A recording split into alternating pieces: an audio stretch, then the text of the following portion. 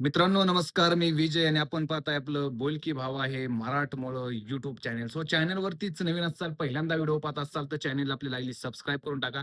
जेणेकरून मी जे पण काही व्हिडिओ पाठवेल तर नोटिफिकेशन माध्यमातून आपल्यापर्यंत पोहोचतील आणि आपण व्हिडिओचा योग्य पद्धतीनं त्या ठिकाणी अभ्यास घेत चाल. मित्रांनो, व्हिडिओचं शीर्षक थंबनेल पाहून तुम्हाला थोडं वेगळं वाटलं असेल किंवा तुमच्या डोक्यामध्ये वेगळा विचार देखील आला असेल. कारण आपलं टायटल आणि थंबनेल तसंच आहे, जसा आपला कन्सेप्ट आहे, जसा आपला विषय आहे. तर ज्या पद्धतीनं टायटल आणि थंबनेल आहे, की वाल्मिक कराड यांचा द एंड झालेला आहे. आता हे टायटल आणि थंबनेल आपण का दिलेलं आहे? किंवा वाल्मिक कराड कोण आहेत? वाल्मिक कराडांचं बॅकग्राऊंड काय होतं? किंवा हा विषय काय आहे? ज्यांना माहिती नाही, त्यांच्यासाठी आपण सगळं व्यवस्थित शेवटपर्यंत तुम्हाला व्हिडिओवरती थांबावं लागेल तेवढ्यासाठी. कुठेही स्किप न करता व्हिडिओ शेवटपर्यंत बघावा लागेल. त्यावेळेस तुम्हाला समजेल, की वाल्मिक कराड हे कोण आहेत आणि वाल्मिक कराडांवरती आज ही वेळ कशामुळे आलेली आहे. तर पुन्हा एकदा मी तुमचं सगळ्यांचं स्वागत करतो. मी विजय आणि आपण पाहताय आपलं बोल की भावा. मित्रांनो, वाल्मिक कराड हे हलकं नाव नव्हे. हे म्हणजे किरकोळ नाव मुळीच नव्हतं. बीड जिल्ह्यामध्ये एकेकाळी प्रचंड दहशत असलेला माणूस.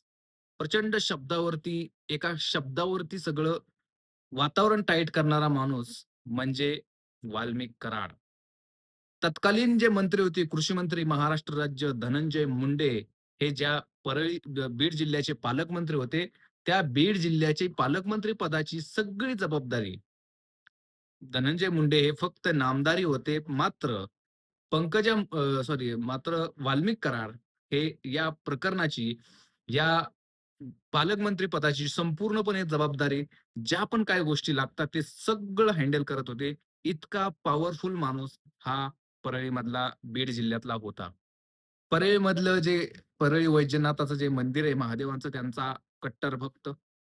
त्याच्यानंतर त्यांनी ज्या पण काही गोष्टी आतापर्यंत केल्या किंवा त्यांनी ज्या लोकांना धमकी वगैरे बाकीच्या गोष्टी काय झाल्या असतील, त्या सुद्धा त्यांच्या ऑफिसला बसूनच सगळ्या गोष्टी हँडल होत होत्या. त्यांचं एक ऑफिस सुद्धा होतं जिथं धनंजय मुंडेंचा पाठीमागं भला मोठा फोटो लावलेला होता आणि त्यातूनच वाल्मिक कराड आपली जे काही जनसंपर्क म्हणतात त्याला किंवा काही लोकांना तिथं लोकांचे प्रश्न सोडवले जायचे असं म्हणतात. तिथं हाच वाल्मिक कराड त्या ठिकाणी सगळ्या गोष्टी क्लिअर करत होते. पण म्हणतात ना, की भगवान के देर में घर में देर है लेकिन अंधेर नाही असं काहीतरी झालं आणि आतापर्यंत म्हणजे खूप लोकांचं असं म्हणणं होतं, की वाल्मिक कराडांची खूप दहशत आहे. ते लोकांना खूप हे करतात, ते करतात, लोकांना धमक्या देतात, खूप लोकांकडून पैसे उकळतात किंवा भरपूर एक्सेट्रा, एक्सेट्रा गोष्टी. ह्या सगळ्या गोष्टी ज्यावेळेस आपण तिथं पाहिल्या गेल्या, त्यावेळेस बीड जिल्ह्यामध्ये यांच्या विरोधात अनेक गोष्टी उभ्या राहिल्या. पण सगळ्यात महत्त्वाची गोष्ट आणि सगळ्यात खतरनाक गोष्ट घडली, ती म्हणजे बीड जिल्ह्यामधील मस्साजोग गाव जे आहे, जे केज तालुक्यामध्ये येतं, त्या मस्साजोग गावचे सरपंच संतोष देशमुख यांचा त्या ठिकाणी मर्डर करण्यात आला. आता संतोष देशमुखांचा मर्डर हा वाल्मिक कराड हे स्वतः तिथं जाऊन केला का त्यांनी? तर मुळीच नाही. मग वाल्मिक कराड अजूनही जेलमध्ये का आहेत? किंवा त्यांच्यावरती आता फाशीच्या शिक्षेची त्यांची जी काही अंतिम तयारी आहे, ती पण अंतिम टप्प्यात आलेली असंही म्हटलं जातंय. आणि याच म्हणजे त्यांना पोटदुखीचा त्यांचा आजार आहे काहीतरी, ज्याचं त्यांना खूप औषध वगैरे घ्यायला लागायचं, गोळ्या वगैरे घ्यायला लागायच्या आणि एकूणच बाहेरचं आयुष्य म्हणजे खूपच सुखासमाधानाचं होतं ना. पण जेलमध्ये गेल्यानंतर त्याच वाल्मिकांची जी काही अवस्था झाली, ती आपण सगळ्यांनी पाहिली असेल. त्यांचा तो व्हिडिओ व्हायरल होतोय, त्यांचा तो फोटो व्हायरल होतोय, ज्याच्यामध्ये त्यांचे केस पूर्णपणे पांढरे झालेले आहेत.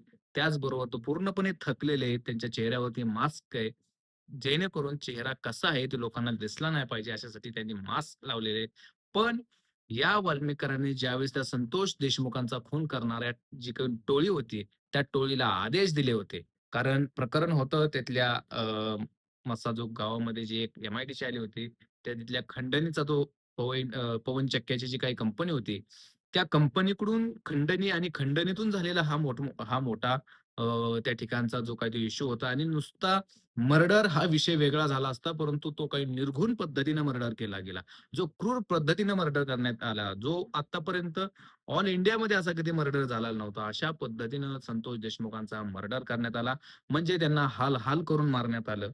हे मात्र कोणालाही पटलं नाही. म्हणून वाल्मिक कराडावरती जोपर्यंत संशयाची सुई आली होती, वाल्मिक कराड स्वतःहून सरेंडर झाले आणि त्याच्यानंतरची जी काही पुढची प्रोसेस झाली, ती आपण सर्वांनी पुढे पाहिलीच.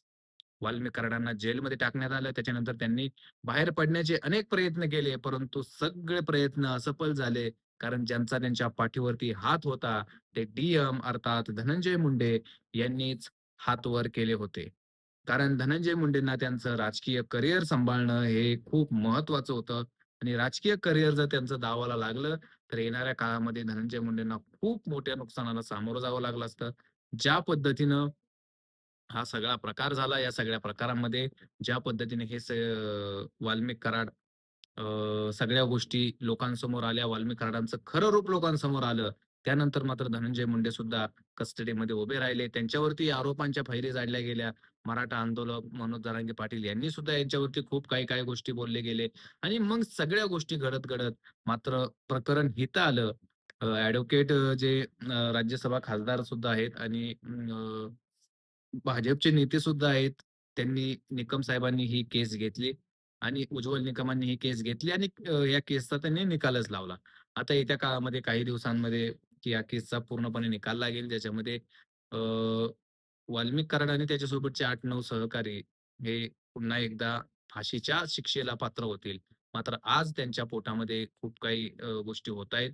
त्यांना अत्यंत गंभीर आजार झालेला आहे आणि तो गंभीर आजारामुळं कदाचित त्यांचा जेलमध्ये सुद्धा मृत्यू होण्याची दाट शक्यता आहे. त्याच्यामुळे त्यांना बाहेर काढण्यात आलं, हॉस्पिटलला नेण्यात आलं. परंतु म्हणतात ना, की जे सुख समाधानाचं आयुष्य सोडून त्यांनी ज्या पद्धतीने ते केलं, ते त्यांच्या पूर्णपणे अंगलट आलेलं आहे. त्याच्यामुळं आता काही दिवसांमध्येच त्यांना फाशीची शिक्षा होईल. पण फाशीची शिक्षा होण्या अगोदर ज्या काही गोष्टी, प्रोसेस काय असतात, त्या सगळ्या केल्या जातील आणि त्याच्यानंतरच त्यांच्यावरती पुढची कारवाई केली जाईल. मित्रांनो, तुम्हाला काय या मुद्द्यावरती बोलायचं असेल, तर कमेंट्समध्ये नक्की व्यक्त व्हा. धन्यवाद. जय हिंद, जय महाराष्ट्र.